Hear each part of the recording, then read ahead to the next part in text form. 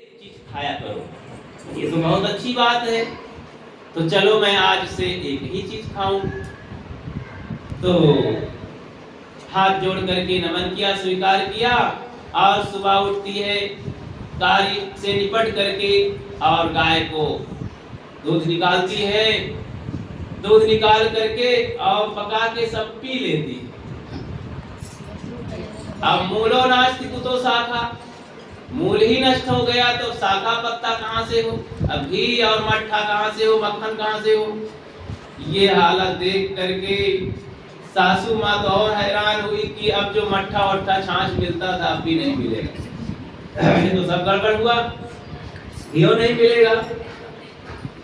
तो उसको खेद हुआ, दुख हुआ कि मैं इतनी अच्छी बहू को नाहक ये संदेह किया और कुछ छेड़खानी की, बड़ा गड़बड़ हो गया। अरे उसी का तो सब है, और जब घर में है तो खाती खिलाती है, अब क्यों हाथ उसका पकड़ा जाए, क्या करेंगे। अच्छी बात है।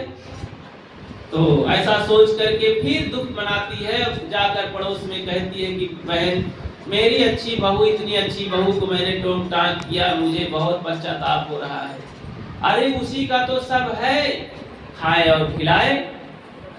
फिर जाकर के पड़ोस की कुछ माताएं कहती हैं कि अरे बहू रानी तुम्हारी बहू बहुत दुखी है, तुम्हारी सास बहुत दुखी है, तुम जैसा चाहो वैसा करो।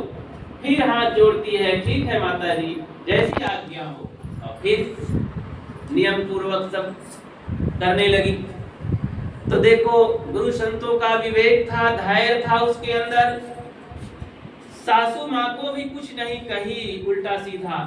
आज की कोई अगर लड़की होती तो डंडा उठाती और घर से बाहर निकाल देती पीट पाट करके, बुढ़िया कहीं की।